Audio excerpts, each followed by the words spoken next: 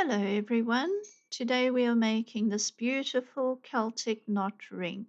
It's a figure eight, and first I'm going to show you with cord how to do the knot. I think it'll be easier that way for you. Make loop 1, the tail goes under, and loop 2, the tail goes over. And then the last one, the tail goes underneath the first loop and out the top of that.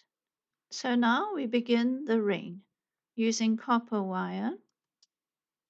Cut two lengths 20 centimeters long and bend your first loop at 14 centimeters.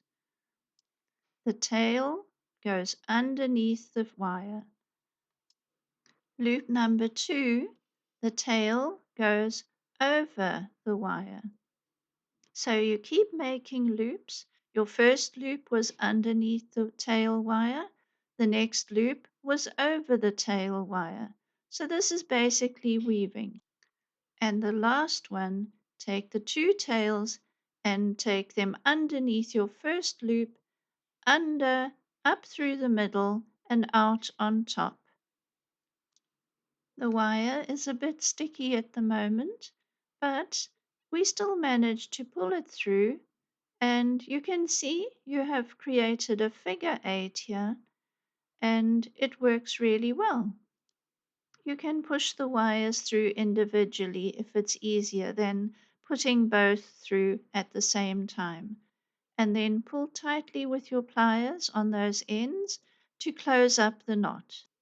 Take your pliers and pull it through so it's nice and tight, and you want as small a knot as possible because that is the top of the ring on the top of your finger. So you want it to not be too big.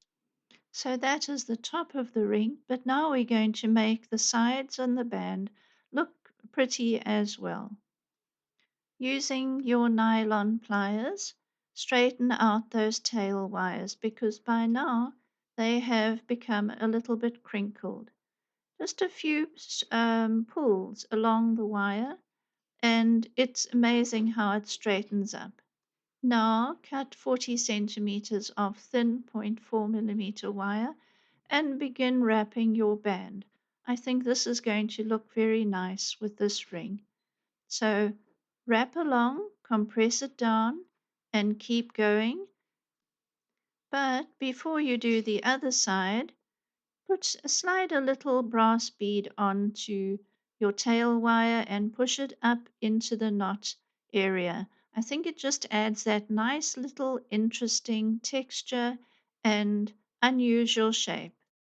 Now you can wrap the other tails on the other side of the ring band the same way you did the first one, and you can measure for size now just to make sure you're not making it too big. Once you've done your wraps on both sides, then squeeze it gently with your flat nose pliers to set those wires in place and they fit into the wires underneath them. I love these little Celtic knot rings.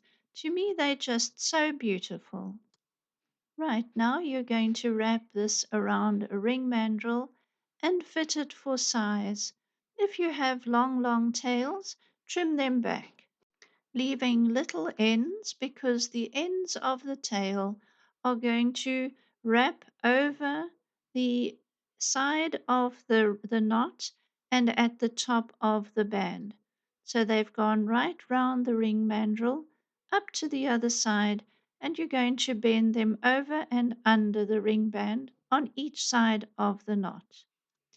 The tail wraps also look very pretty to finish off the ends of the knot. So on each side of the knot are the two little wraps. I think it looks nice.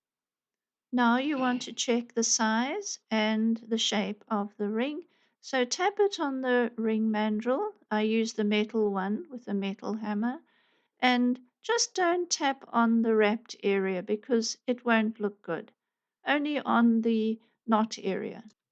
Now we polish off the fire scale from the annealing with some steel wool just to brighten it all up. And does it look pretty? This is such a cute little ring. I just love it. Thank you for watching and please subscribe if you've enjoyed it. Bye bye.